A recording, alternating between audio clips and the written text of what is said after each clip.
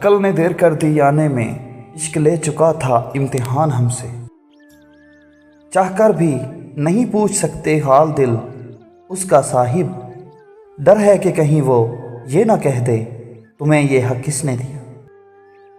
दिल में मुनाफकत रख कर ज़बान का मीठा बनना हमें नहीं आता, जिसे इज़्ज़त दी दिल से दी, जिसे छोड़ा दिल से छोड़ा।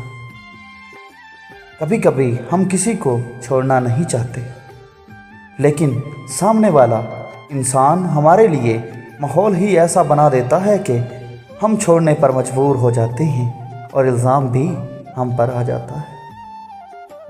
इंसान को कोई चीज़ इतना नहीं बदलती जितना उसके दिल पे गुजरी हुई तकलीफ़ें उसे बदल देती हैं, और तकलीफ़ें भी वो जो उसने तन्हा झेली होती हैं।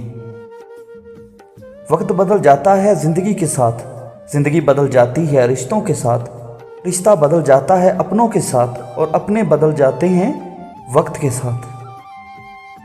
सबक ज़िंदगी ने सिखाया है हमें, हर अपने ने रुलाया है हमें। कोई अपना अपना नहीं होता, ये भी एक अपने ने सिखाया है हमें।